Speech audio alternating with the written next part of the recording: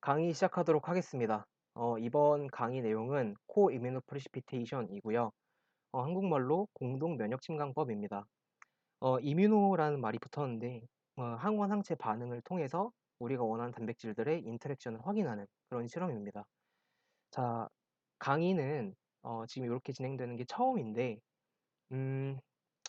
PPT를 띄워드리면서 제가 말로써 설명하는 그런 형태를 가질 거고요. 교수님께서 설명하시는 거랑 비슷하게 우측 하단에 보면 아마 제 모습이 보이실 거예요. 그래서 비록 온라인이긴 하지만 여러분들과 제가 소통한다는 생각으로 PPT를 띄우고 제가 이렇게 화면에서 나오면서 여러분들이 앞에 있다고 생각을 하면서 강의를 진행을 하도록 하겠습니다.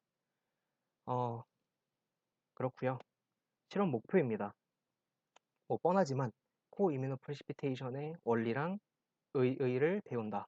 그리고 실험 기법을 익히고 코IP에서 가장 중요한 프로틴 인터랙션, 이를 PPI라고 하거든요. 이 PPI에 대해서 이해를 하시고 우리가 개화 시기에서 상당히 중요한 역할을 하는 콘스탄스 단백질과 FKF1 단백질의 그런 실제적인 상호작용을 한번 확인을 해 보실 겁니다.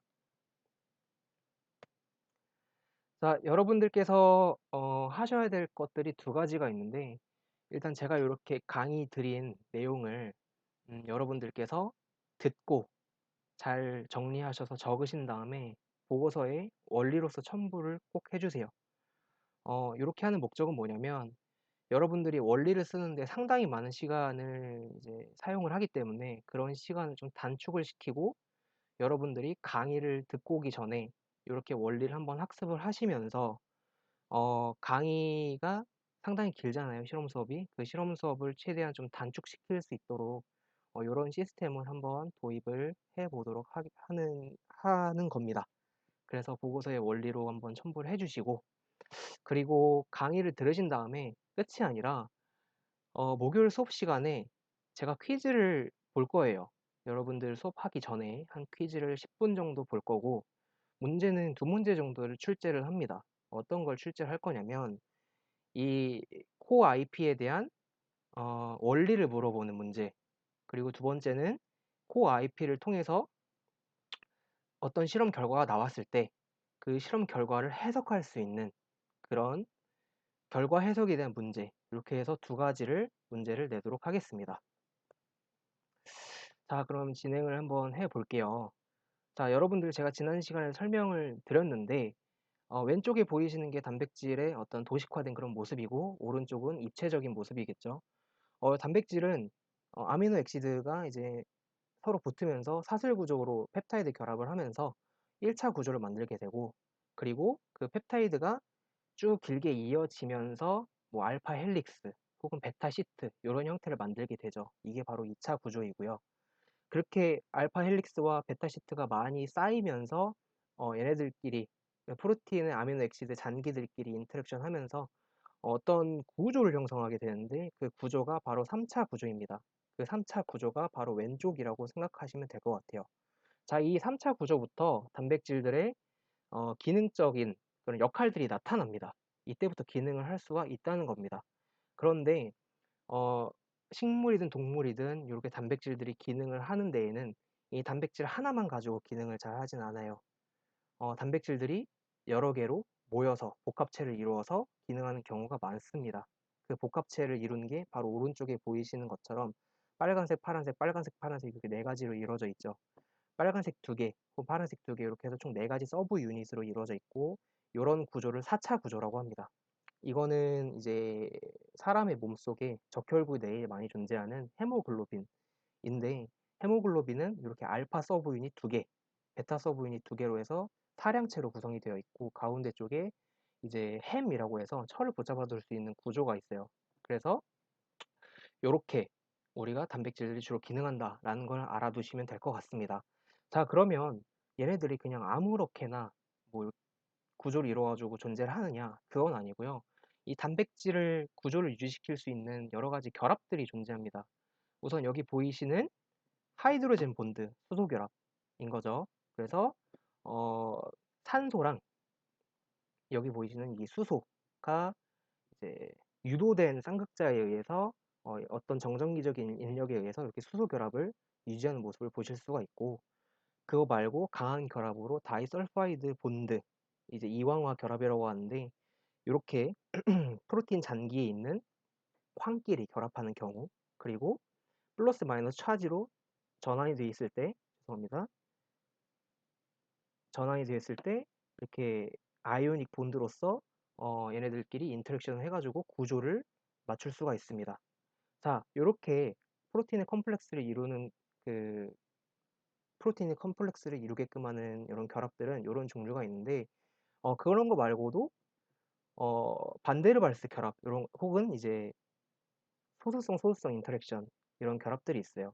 근데 이런 거는 프로틴 내부에서만 작용하는 게 아니고 이렇게 컴플렉스를 이룰 때에도 작용을 합니다.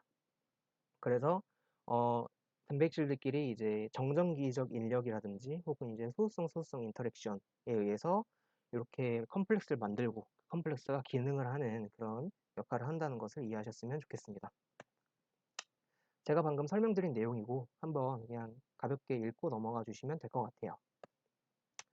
실제로 뭐 A라는 단백질과 B라는 단백질이 인터랙션을 하면은 이렇게 비슷한 이제 자물쇠와 열쇠 같은 그런 구조가 서로 맞물려서 이런 식으로 물리적으로 인터랙션을 합니다. 제가 아까 말씀드렸던 여러 가지 힘들에 의해서요. 그 힘들은 첫 번째 수소 결합, 이온 결합, 정전기적 인력, 죄송합니다. 정전기적 인력 빼고 반데르발스 힘, 소수성 인터랙션, 뭐 이런 것들이 있을 수가 있겠죠. 정전기적 인력은 그 반데르발스 힘 쪽에 들어가기 때문에 제가 제외를 시킨 겁니다. 자, 그래서 이렇게 프로틴 인터랙션이 어떤 부분에 주로 쓰이느냐를 먼저 한번 알아보도록 하겠습니다. 네 가지를 가져봤어요. 일단은 첫 번째 일렉트론 트랜스퍼 프로틴, 두 번째 시그널 트랜스덕션, 세 번째 트랜스포트 어크로스 멤브레인, 네 번째 셀 메타볼리즘입니다. 첫 번째는 전자를 전달해 줄 수 있는 프로틴이에요. 그러니까 내가 전자를 받아서 다른 그 인터랙션 하는 프로틴한테 전자를 전달해 주는 거죠. 그러니까 즉 에너지를 전달해 준다고 생각하시면 됩니다. 자, 전자를 전달해 준다라고 생각하시면 그 프로틴은 리덕테이지가 되는 거고요. 전자를 받는 애는 전자를 전달해 주는 애한테 전자를 잃게 하는 거기 때문에 옥시데이즈라고 이름이 붙게 됩니다. 그래서 식물이든 동물이든 이렇게 전자를 환원하는 이런 시스템에 따라서 신호가 많이 전달이 되게 됩니다. 그래서 이렇게 이제 단백질들이 인터랙션을 하면서 전자를 전달해주는 그런 역할들을 하고 있고요. 두 번째는 시그널 트랜스덕션입니다. 단백질들끼리 인터랙션을 하면서 컨포메이셔널한 체인지, 즉 구조적인 체인지가 일어나면서 단백질들이 신호 캐스케이드를 이제 형성을 하게 됩니다. 단백질을 액티베이션 시켜서 하위에 있는 어떤 단백질을 또 이제 다시 액티베이션 또 시키고, 그 액티베이션 된 게 또 핵으로 들어가서 전사인자로 작용을 함으로써 뭐 DNA를 트랜스크립션을 일으키게 한다든지 이런 종류들을 이야기를 하는 겁니다. 그리고 세 번째는 트랜스포트 어크로스 멤브레인이에요. 뭘 생각하시면 되냐면 핵공 같은 걸 생각하시면 될 것 같아요. 그러니까 핵은 이중막으로 이루어져 있고 mRNA라든지 여러 가지 단백질들이 이동할 수 있는 핵공이 있습니다. 근데 그 핵공은 상당히 크기가 크지가 않아요. 대충 60K 달톤 정도가 되거든요. 60K 달톤 정도가 되는데 단백질은 분명히 60K 달톤보다 훨씬 더 많이 존재하는, 많이가 아니지, 더 큰 그런 단백질들이 분명히 존재한단 말이죠. 이런 단백질들은 이 핵공을 통해서 이동을 못하는 게 아니고 특별한 단백질들이랑 결합을 해서 공정을 거쳐서 이동을 합니다. 예를 들어서 핵 밖에서 내부로 들어오는 임폴틴이라는 게 있을 거고, 핵 내부에서 밖으로 수송을 시키는 엑스폴틴이라는 단백질들이 있습니다. 그거 이외에도 정말 많이 존재하겠지만 대표적인 예는 이 정도로 알아두시면 될 것 같고요. 셀 메타볼리즘 같은 경우에는 뭐 우리 대사작용 많이 하잖아요. 동화작용, 이화작용. 그럼 동화작용, 이화작용을 하기 위해서 뭐 펩타이드 본딩을 형성을 해야 될 수도 있고, 혹은 그걸 이렇게 분해시킬 수도 있습니다. 그래서 효소랑 기질 복합체가 형성이 되게 되는데 이런 것들도 전부 다 프로틴 인터랙션이다 라고 생각을 해주시면 될 것 같습니다. 그래서 우리는 뭘 볼 거냐면 개화에서 중요하게 작용을 하는 지난 시간에 강의를 드렸던 콘스탄스랑 FKF1 단백질의 인터랙션을 볼 거고, 그것의 시그널링 트랜스덕션을 확인을 할 겁니다. 자, 이렇게 프로틴 프로틴 인터랙션에는 여러 가지 종류들이 있어요. 어, 일단 호모 올리고머, 헤테로 올리고머를 설명을 드릴게요. 호모 올리고머, 이 올리고라는 거는 어, 많다는 걸 뜻하는 겁니다. 그러니까 뭐냐면 뭐 두 개 이상의 어떤 단위체들이 모여서 이런 뭐라고 하지? 컴플렉스를 형성한다라는 뜻이에요. 그래서 호모 올리고머는 같은 종류의 서브 유닛이 모여서 올리고머를 형성하는 거고요. 헤테로 올리고머는 서로 다른 종류가 모여서 이런 매크로 말로큘들을 만드는 겁니다. 그래서 걔네들이 어떤 기능적인 단위로 작용을 하는 것이겠죠. 네. 그리고 이 PPI에 대해서 스테이블한 인터랙션이 있을 수가 있고 트랜지언트 인터랙션이 있을 수가 있습니다. 그냥 이름만 봐도 알 수 있듯이 스테이블한 거는 그냥 바로 끊어지는 게 아니고 길고 오래 갑니다. 왜냐면 계속 필요하기 때문에. 트랜지언트는 반대로 더 이상 필요가 없기 때문에 얘네들이 일시적으로 붙었다가 떨어지는 것들이에요. 예를 들어서 이건 뭐 DNA이긴 한데 트랜스크립션 팩터가 DNA에 붙어서 프로모터에 붙어서 이제 전사를 할 때 계속 붙어 있으면 걔네가 계속 활성화가 되니까 얘네를 조절을 해야 될 거 아니에요. 그래서 뭐 얘네들 떼준다든지 이런 역할을 하는 게 트랜지언트 인터랙션이고 스테이블 인터랙션은 진짜 길게 오래 붙어 있는 것들인데 어, 세포 주기라든지 혹은 발달 단계 뭐 이런 것들에 따라서 이런 인터랙션들이 계속 붙어 있을 것이냐 혹은 일시적으로 될 것이냐가 결정된다고 합니다. 그리고 코밸런트랑 논 코밸런트 결합들이 있을 수가 있어요.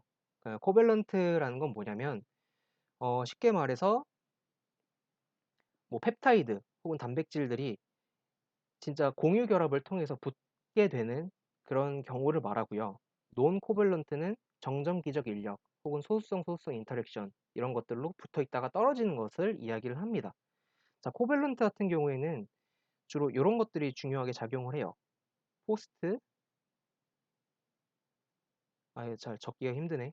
포스트 트랜슬레이셔널 모디피케이션이라고 하죠. 주로 어떤 게 있냐면 유비키티네이션이라는 게 있고요. 유비키티네이션.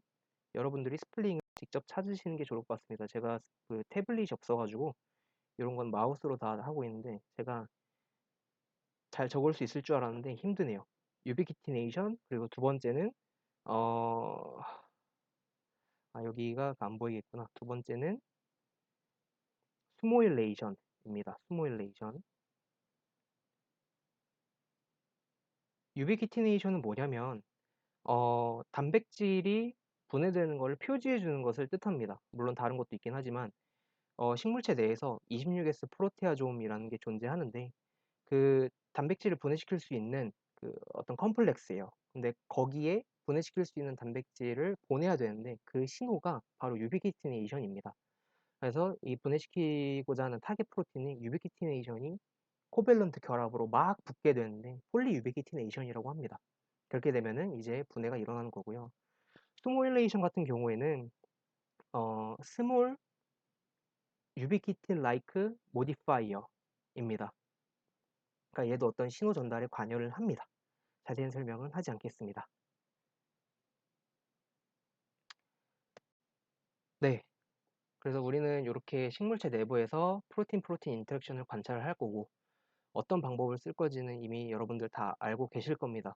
되게 많은 방법들이 있어요. 뭐 이스트 하이브리다이제이션, 코 이뮤노 프리시피테이션, 풀다운 어세이 이런 것들이 있는데 우리가 사용할 방법은 바로 코 이뮤노 프리시피테이션입니다. 그래도 생명과 학생이라면 이스트2 하이브리드 정도는 알아둬야 될 것 같아서 이스트2 하이브리드도 간단하게 설명을 하고 넘어가도록 하겠습니다. 이스트2 하이브리드 같은 경우는 어, 이스트에서 보는 결합이에요.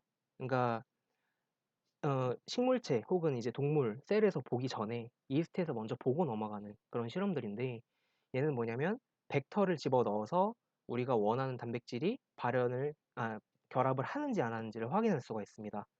자, 리포터진이 있고요. 그 리포터진 앞에 붙을 수 있는 DNA 바인딩 도메인 혹은 이 리포터진을 트랜스크립션을 그러니까 액티베이션 시킬 수 있는 액티베이션 도메인이 있습니다. 얘네 두 개는 어, 붙었을 때 리포터진을 전사시킬 수가 있어요. 자, 근데 DNA 바인딩 도메인에 A라는 프로틴을 붙이고 액티베이션 도메인에 B라는 프로틴을 붙여가지고 이제 이스트에서 발현을 시킨 겁니다. 근데 얘네들이 만약에 인터랙션을 한다면 이 액티베이션 도메인이 충분히 리포터진을 트랜스크립션 시킬 수 있는 그 DNA 바인딩 도메인이랑 가까워지기 때문에 리포터진이 전사가 일어나고 우리가 그거를 눈으로 확인함으로써 아 얘네들이 인터랙션을 하는구나 라는 걸 알 수가 있어요. 그래서 A라는 단백질에 DNA 바인딩 도메인을 붙이고 B라는 단백질에 액티베이션 도메인을 붙여서 이렇게 확인할 수가 있다는 점을 알아두시면 좋겠고, 인터랙션을 안 하면은 이렇게 트랜스크립션이 일어나지가 않습니다. 근데 밑에 B 같은 경우는 C라는 단백질을 DNA 바인딩 도메인에 붙였고 B라는 단백질을 액티베이션 도메인에 붙였는데 얘네들이 인터랙션을 해요. 그렇게 되면은 이 액티베이션 도메인이 물리적으로 가까워지기 때문에 리포터진이 활성화가 일어나게 되고 트랜스크립션이 일어나게 되고, 그래서 mRNA가 나타나면서 전사가 되면서 우리가 눈으로 확인할 수가 있게 되는 거죠. 이스트가 자란다든지 아니면 뭐 GFP가 발현된다든지 이런 것들을 우리가 확인을 할 수가 있습니다. 그래서 단백질이 인터랙션 할 수 있는 거를 이스트 내에서 확인할 수 있는 실험 기법이다 라는 거를 이해하셨으면 좋겠고, 자 우리가 좀 공부할 거는 면역 침강법 이뮤노 프리시피테이션입니다. 이뮤노 프리시피테이션은 우리가 지난번에 준비했던 그 타바코 있잖아요. 그 타바코 트랜지언트 익스프레션 시스템을 통해서 단백질을 과발현 시켰을 겁니다. 그 과발현 시킨 거에서 걔를 액체 시료로 만들어서 우리가 항체를 사용해서 단백질들끼리 인터랙션을 하는지를 볼 수 있는 그런 실험입니다. 종류가 세 가지가 있는데 IP 맨 위에 거는 뭐 그냥 침강하는 거기 때문에 이건 제외를 시키고 두 개를 설명을 드리도록 할게요. 우리가 진행하고자 하는 코어 IP고요. 이 크로마틴 이뮤노 프레시피테이션은 뭐냐면 칩이라고 주로 불리는데 크로마틴이랑, 그러니까 즉 DNA랑 단백질이 인터랙션을 하는지 안 하는지를 보는 겁니다. 주로 프로모터에 단백질이 어느 곳에 붙는지를 찾기 위해서 이런 칩 어세이 같은 걸 많이 진행을 하는데, 어떤 원리냐면 어, 단백질과 그리고 DNA를 섞어줍니다. 그럼 이 단백질이 DNA의 어떤 부분에 가서 결합을 하게 되겠죠. 근데 결합을 하고 나서 이 DNA들을 소니케이션으로 다 부셔줍니다. 쉬어링이라고 하는데 이 DNA들 다 부셔주게 되면은 단백질이 붙어있는 부분은 부서지지가 않아요. 반면 단백질이 안 붙어있는 부분은 DNA가 분해가 일어납니다. 자, 그래서 단백질이 붙어있는 그 부분을 따로 정제를 해내서 시퀀싱을 해서 읽습니다. 그 서열 정보를 읽어서 단백질이 여기에 결합을 하는구나 라는 거를 알 수 있는 실험이에요. 그게 바로 크로마틴 이뮤노 프리시피테이션이고, 자, 우리는 DNA가 아니고 단백질들끼리 인터랙션을 할 수 있는 요 실험을 수행을 합니다. 이런 개념입니다. 우리가 먼저 어, 단백질 시료를 준비를 하는 게 필요해요. 그래서 그러니까 세포를 라이시스를 해서 그 액체 시료를 준비를 하는데, 그 액체 시료 내에는 이 왼쪽과 같이 여러 가지 모양의 단백질들이 존재를 할 겁니다. 우리가 원하는 단백질들 혹은 원치 않는 단백질들을 다 이제 존재하게 되겠죠. 자, 근데 우리가 원하는 단백질을 인식하는 항체를 사용해서 그 단백질들만 요렇게 결합을 시킬 수가 있어요. 이 액체 시료에 항체를 섞어서 우리가 원하는 단백질을 인식하는 항체를 섞어서 그 항체만 이렇게 따로 분리를 합니다. 자, 어떻게 분리를 하느냐? 지금 보이시는 요 보라색 구슬이 비즈라는 애입니다. 비즈. 비즈. 자, 이 비즈가 뭐냐면 뭐 크게 두 가지 종류가 있을 수 있어요. 아가로즈 비즈 혹은 마그네틱 비즈. 우리는 자성을 띠는 마그네틱 비즈를 사용을 합니다. 자, 그 말은 뭡니까? 자성이 있기 때문에 우리가 자석을 갖다 대게 되면은 실제로 이 안티바디와 결합한 요 비즈를 끌어당길 수가 있어요. 그러니까 끌어당김과 동시에 이 안티바디가 인식하는 단백질들까지 같이 끌어당길 수가 있겠죠. 자, 그래서 이렇게 우리가 원치 않는 프로틴들이 많은 용액 속에서 요런 시스템을 통해서 우리가 원하는 프로틴들만 골라낼 수가 있습니다. 자, 그런데 자세히 보시면 보이시겠지만 요 항체는 세모에만 결합을 해요. 근데 이 세모가 네모랑 인터랙션을 하고 있다면 이 네모도 항체와 같이 끌려오겠죠. 그래서 우리는 요런 시스템을 사용해서 네모를 끌고 와서 세모와 함께 이제 웨스턴 블랏을 통해서 분석을 하게 됩니다. 인터랙션을 하면 이 두 가지 단백질이 같이 보일 거고, 그렇지 않으면 세모만 보이게 되겠죠.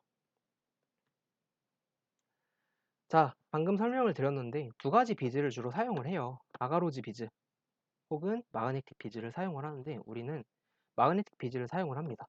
자, 아가로즈 비즈는 장점이 뭐냐면 얘가 상당히 친수성이고, 그리고 스폰지 형태이기 때문에 되게 구멍들이 많습니다. 그 구멍들 하나하나에 전부 다 안티바디가 결합을 할 수가 있고, 따라서 굉장히 캐패시티가 높아요. 단백질을 많이 끌고 올 수가 있어요. 그리고 가격도 되게 저렴해요. 대신에 단점은 뭐냐면 이렇게 많은 양의 단백질을 끌고 와 버리면 논 스페시픽 인터랙션 하는 단백질들을 주로 끌고 올 수가 있습니다. 무슨 말이냐면 내가 원하는 단백질들만 가지고 와야 되는데 걔랑 비특이적으로 결합하는 단백질들이 끌려옵니다. 양이 너무 많기 때문에. 그래서 스페시피시티가 좀 떨어진다고 볼 수가 있어요. 대신에 양이 적기 때문에 이런 아가로즈 시스템도 사용을 하긴 한다는 거. 자, 그리고 최근에는 마그네틱 비즈들을 많이 사용을 하는데 이 마그네틱 비즈는 뭐냐면 그 자성을 띠는 비즈고, 거기에 항체를 결합을 시켜서 우리가 원하는 단백질들만 자석을 통해서 분리를 시킬 수 있는 겁니다. 굉장히 캐패시티가 낮아요. 아가로즈보단 낮지만 그래도 이제 우리가 분석을 할 수 있을 정도는 끌고 올 수 있고, 굉장히 퓨리피케이션이 아닙니다. 죄송합니다. 스페시픽하게 끌고 올 수가 있어요. 그리고 훨씬 더 아가로즈보다 쉽습니다. 그래서 우리는 이 마그네틱 비즈를 사용을 해서 실험을 진행을 하도록 하겠습니다. 이 비즈가 회사에서 공급이 되는데 우리가 원하는 안티바디를 붙인 다음에 실험을 해야 합니다. 자, 안티바디가 붙어서 공급되진 않겠죠.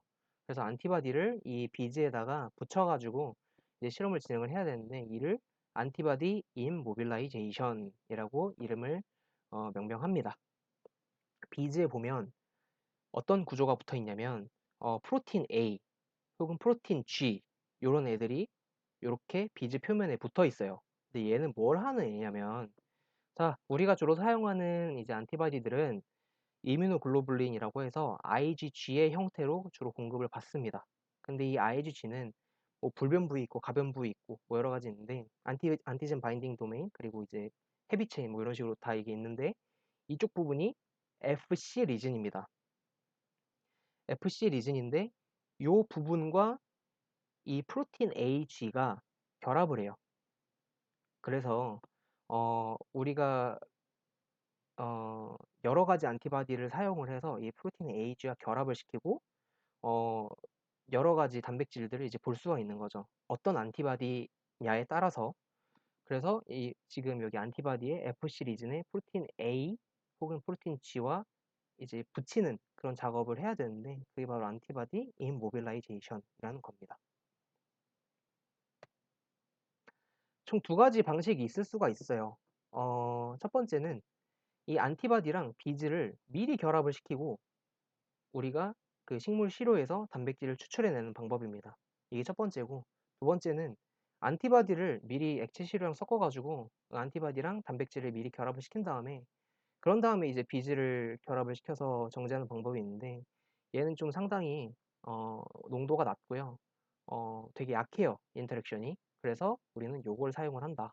프리 임모빌라이즈드 안티바디를 사용을 한다 라고 생각을 해주시면 되겠습니다. 자, 그리고 이렇게 안티바디를 이용을 해서 단백질을 정제를 해낸 다음에 이 상태 그대로 내리는 게 아니고 우리 소디움 도세실 설페이트라고 하는데 이 샘플 버퍼를 사용을 해서 이 안티바디도 단백질이기 때문에 그 프로틴 G와의 결합을 끊어주게 됩니다. 그래서 히팅을 해서 이걸 끊어줘서 이 분리해낸 이 단백질들 중에 우리가 원하는 단백질만 이제 사이즈를 맞춰가지고 SDS 페이지를 통해서 분석을 할 수가 있는 거죠. 자, 그리고 또 여러분들께서 하나 아셔야 될 부분이 프로틴 태그입니다. 이 프로틴 태그는 뭐냐면 이름표라고 생각하시면 될 것 같아요. 뭐 매장 같은 데 갔을 때 가격표가 붙어 있는 것처럼 프로틴에도 우리가 원하는 어떤 태그를 달아줄 수가 있어요. 이게 왜 필요하냐면 어, 분석을 할 때 프로틴들이 종류가 상당히 많은데 그 프로틴들마다 전부 다 항체를 만들면은 상당히 가격적으로 비쌉니다. 번거롭고요. 그래가지고 상당히 좀 저렴한 방식을 채택을 했는데 뭐냐면 프로틴에 우리가 동일하게 사용하는 여러 가지 태그 프로틴들을 달아줘요. 그 태그 프로틴들을 달아서 셀 내에서 발현을 시킨 다음에 그 태그 프로틴을 잡는 안티바디를 이용을 하게 되면은 그 태그 프로틴을 이제 잡기 때문에 프로틴이 끌려 나올 수가 있겠죠. 태그 프로틴을 따라서. 그래서 우리가 시스템을 유지함과 동시에 이 태그 프로틴을 다른 프로틴에 또 발현시키면은 다른 프로틴까지 또 잡을 수가 있는 그런 장점이 있습니다. 그러니까 무슨 말이냐면 어, 단백질에 태그만 발현을 시키면 태그 프로틴만 발현을 시켜서 이제 연구를 진행을 하면은 우리가 태그 프로틴만 잡는 안티바디만을 이용을 하면 연구를 진행할 수가 있다는 거죠. 그러니까 여러 가지 프로틴 스페시픽한 안티바디를 만드는 게 아니라 태그 프로틴만 잡는 안티바디만 만들면은 우리가 충분히 연구를 진행할 수가 있다는 거죠. 그래서 우리가 프로틴에 특정한 펩타이드를 붙여가지고 우리가 발현을 시켜서 연구를 진행을 합니다. 자, 그래서 지난 시간에 제가 보여드렸다시피 CO에 탭이라고 표시가 됐던 글자를 여러분들 한번 보셨을 거고요. FKF1에 HA가 이렇게 달려 있는 것을 한번 보셨을 겁니다. 이게 태그 프로틴이에요. 탭이라는 애를 붙인 거고 HA라는 애를 붙인 겁니다. 그래서 어떻게 돼 있냐면 어, 우리가 연구하고자 하는 CO라는 단백질에 탭이 붙어 있는데요. 이 탭은 세 가지 도메인으로 이루어져 있어요. CBP, 그리고 TCS, 그리고 프로틴 A인데 CBP 같은 경우에는 칼모듈린 바인딩 펩타이드라고 합니다. 그리고 TCS는 TEV 프로테이즈 클리비지 사이트인데 얘네 둘은 크게 중요하지가 않아요. 얘네 둘은 크게 중요하지가 않고 프로틴 A 도메인이 중요해요. 이 프로틴 A 도메인이 탭에는 두 개가 달려 있습니다. 두 개. 그래서 소량의 안티바디만 사용을 해도 그 우리가 잡을 수 있는 안티젠이 두 개이기 때문에 상당히 많은 양의 단백질이 끌려옵니다. 자, 그리고 FKF1은 이렇게 H란 걸 다는데 헤마글루티딘 펩타이드예요. 그러니까 헤마글루티딘 인플루엔자에서 그 껍데기에서 가져온 펩타이드 조각입니다. 한 13 베이스 페어쯤 되는데 얘는 상당히 크기가 작아요. 그래서 어, 얘를 잡는 안티바디를 주로 사용을 한다. 라는 거고요. 기능은 지난 시간에 설명을 좀 드리긴 했는데 한 번쯤 보고 넘어가시면 될 것 같고 기능을 좀 자세하게 설명을 해드리도록 하겠습니다. FKF1은 이런 식으로 생겼어요. 총 세 가지 도메인으로 이루어져 있어요. FKF1은 LOV 도메인, 얘는 이제 라이트 옥시젠 볼티지 도메인이라고 하는데 청색광을 받아서 이 FMN이라는 분자랑 공유 결합을 통해서 인터랙션을 하고 전자를 받는 도메인입니다. 자, 전자를 받아서 무엇을 하느냐? 컨포메이셔널한 체인지가 일어나면서 이렇게 CO, GI 혹은 이렇게 GTL 이랑 다이머라이제이션 혹은 인터랙션을 하면서 여러 가지 기능들을 수행을 하게 되겠죠. 자, 그리고 중간에 F박스 도메인이라는 게 있는데 얘는 뭐냐면 단백질을 분해시킬 수 있는 SCF 컴플렉스를 구성하는 도메인입니다. 즉 유비키티네이션을 시키는 그 SCF 컴플렉스를 구성하는 도메인이에요. 그래서 UX 캘츄 리핏은 뭐냐면 우리가 분해시키고자 하는 단백질을 인식하는 그런 도메인입니다. 그래서 이 세 가지로 이루어져 있다는 거, 그러니까 청색광을 받게 되면은 이런 기능들을 한다는 거를 보셨으면 좋겠고요. 어떻게 이제 식물체 내에서 개화를 촉진하느냐? GI라는 애를 일단 처음에 아셔야 합니다. 롱데이에서 FK폰이 어떻게 작용을 하냐면 롱데이에서 오후 중에 FKF1이 청색광을 받게 되면은 GI랑 결합을 하게 됩니다. 자이젠티아라는 컴플렉스가 아니지 단백질이에요. 결합을 하게 되면 시오진 혹은 FT진 앞에서 리프레서로 작용을 하는 CDF1을 분해를 시킬 수 있게 됩니다. 자, 아까 전에 SCF 컴플렉스라고 제가 설명을 드렸는데 GI랑 컴플렉스를 이루면서 이 타겟 단백질을 유비키티네이션을 시키게 되고 얘가 26개 프로테아좀으로 향하게 되면서 분해가 일어나게 됩니다. 자, 그럼 분해가 일어나게 되면은 당연히 시오진이 활발하게 트랜스크립션이 일어나게 되겠죠. 그쵸? 그럼 활발하게 트랜스크립션이 일어나게 되면 CO 단백질이 많이 만들어지고 많이 만들어진 단백질이 FT진 앞에 있는 코어 엘러먼트에 붙어서 또 FT진을 활발하게 전사를 하게 됩니다. 액티베이터거든요. 그래서 어, 오후에 FKF1과 GI의 컴플렉스가 많이 형성이 되게 되고 CDF1은 발현량이 상당히 낮아지게 돼요. 그럼과 동시에 이렇게 FT가 많이 전사가 되면서 개화가 촉진되게 되는 것입니다. 그래서 애기장 때는 롱데이에서 이런 형태의 이제 메커니즘을 가지면서 개화를 촉진시킨다라는 것을 알아두셨으면 좋겠어요.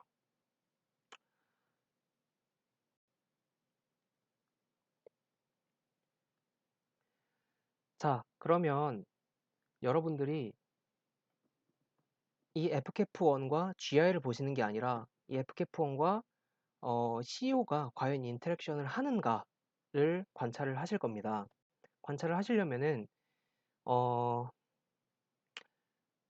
이 단백질들을 손상되지 않게 잘 추출할 수 있는 버퍼가 필요해요. 그래서 버퍼는 뭐 제가 일단 다 만들어 놓을 거지만 거기에 들어가는 구성 성분이 어떤 역할을 하는지는 여러분들께서 대략 이제 이해하실 필요가 있습니다. 요 NaCl 같은 경우는 오프 타겟을 방지합니다. 이 오프 타겟이란 게 뭐냐면 어, 스페시픽한 것 이외의 모든 인터랙션을 이야기를 해요. 그러니까 단백질이 어쨌거나 소수성 인터랙션을 그러니까 그런 잔기들이 있기 때문에 내가 스페시픽하게 인터랙션 하지 않는 거더라도 인터랙션을 합니다. 근데 이렇게 염이 첨가가 되게 되면은 그런 논 스페시픽한 인터랙션을 다소 좀 줄여줄 수가 있어요. 그래서 오프 타겟을 방지한다는 거. 계면활성제도 마찬가지입니다. 얘는 논 아이오닉 디터전트 중에 하나인데 세포막을 깨주는 것도 있지만 이렇게 오프 타겟을 방지시켜주는 역할도 있습니다.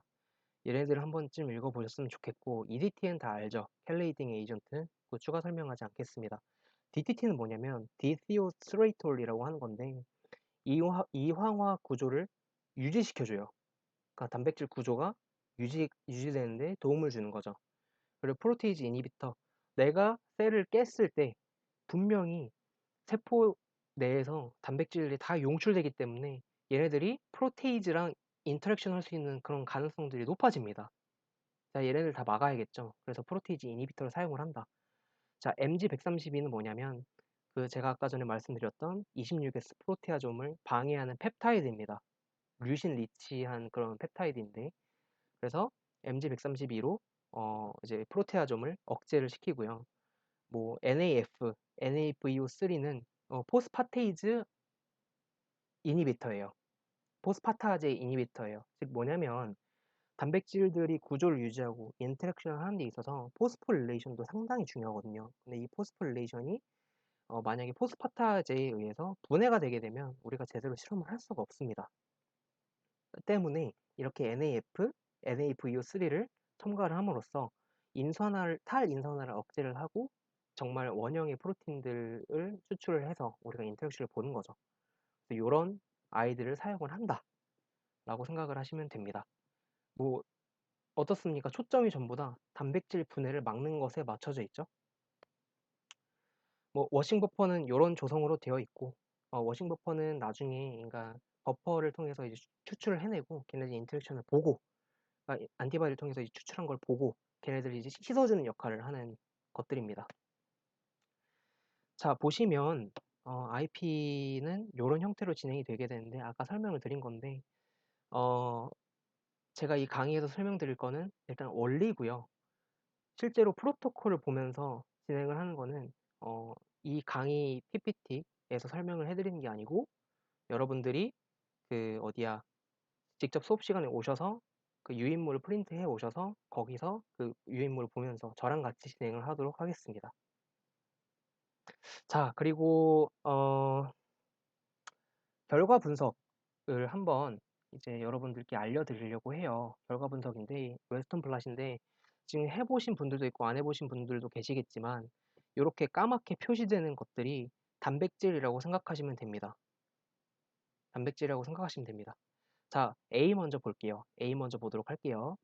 자, 우리가 총 3가지 조합으로 지금 준비를 했어요. 여기 보시면 CO 그리고 ELF3라는 애를 준비를 했고 CO랑 ELF3가 둘 다 있는 시료를 준비를 했습니다.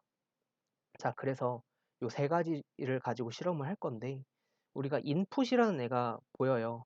이 인풋은 뭐냐면 단백질이 발현을 하는지를 확인하는 아이입니다. 이게 무슨 말이냐면 우리가 IP 실험을 할 때 단백질을 안 시켜놓고 얘가 나중에 인터랙션 안 했어요 라고 얘기할 수도 있는 거잖아요. 그래서 단백질을 발현한 애들을 이제 이렇게 블lat을 통해서 확인을 시켜주고 우리가 이렇게 IP를 진행했습니다 라고 이야기를 해주는 겁니다. 자, 그래서 보시면 알겠지만 CO 탭은 이 CO가 혼자 싱글로 되어 있는 곳에서 발현을 합니다. 자, 그리고 CO랑 ELF3가 2개 있는 곳에서도 발현을 합니다. 그쵸? 자, 그리고 ELF3 같은 경우는 ELF3 이제 3F6H라고 해서 또 다른 태그가 있는데 이건 추가로 설명하지 않겠습니다. 이런 태그를 달아서 이제 우리가 블lat을 통해서 확인을 하는데 발현을 하고 있죠. 그리고 이 2개가 있는 샘플에서도 발현을 하고 있습니다. 네. 자, 그리고 CO 탭에서는 ELF3가 논스페시픽하게 나오지 않고요. 이 ELF3만 단독으로 있는 레인에서도 CO 탭이 논스페시픽하게 나오지가 않아요. 자, 그래서 얘네들이 스페시픽하게 또 인터랙션을 한다는 걸 증명하기 위해서 이렇게 인풋이 필요한 겁니다. 자, 그리고 나서 탭 IP라는 걸 진행을 했어요. 자, 탭 IP라는 건 뭐냐면 아까 전에 그 안티바디를 사용해서 끌어당긴다고 했죠. 그 안티바디가 어떤 태그에 결합하느냐에 따라서 이렇게 IP 이름이 붙어요. CO는 탭 태그를 달아서 발현을 시켰고 이 탭을 통해서 끌어당기면 이렇게 탭 IP라고 이름을 붙입니다. 그래서 끌어당긴 시료를 이야기를 하는 거고요. 이 끌어당긴 시료에서 단백질 발현을 보는 겁니다. 자, 그래서 CO 탭에서 이 CO 탭 시료만을 가지고 이 탭 IP를 통해서 끌어당겼더니 마찬가지로 당연히 탭을 통해서 끌어당겼으니까 CO가 발현을 하겠죠. 자, 그런데 탭을 통해서 끌어당겼으니까 탭 태그가 없는 이 ELF3는 발현을 하지 않습니다. 아무것도 없어요. 발현을 하지가 않아요. 자, 그리고 CO랑 ELF3가 같이 발현된 곳에서는 이제 인터랙션을 하는지 안 하는지를 확인을 하셔야 되는데 보시면 탭 태그로 끌어당겨서 CO가 나타났는데 이 CO랑 인터랙션을 해서 ELF3가 나타난 모습을 보실 수가 있습니다. 자, 그래서 이 CO랑 ELF3랑 컴포넌트가 서로 인터랙션을 하는구나 라는 것을 여러분들께서 확인을 하실 수가 있습니다. 자, B는 뭐냐면요. CO랑 ELF3가 죄송합니다. 그러니까 CO 탭을 통해서 끌어당겨서 ELF3 인터랙션을 본 거잖아요. 얘는 바꾼 겁니다. 그러면 ELF3로 끌어당겨서 CO를 봐보자 라고 한 거고요. ELF3에 3F6H라는 태그를 달았고 CO에 3HA라는 태그를 달았습니다. 그래서 확인을 해본 거예요. 얘도 마찬가지로 발현을 확인을 하실 수가 있죠. 네, 여기까지가 이제 결과 해석에 대한 설명이었고요.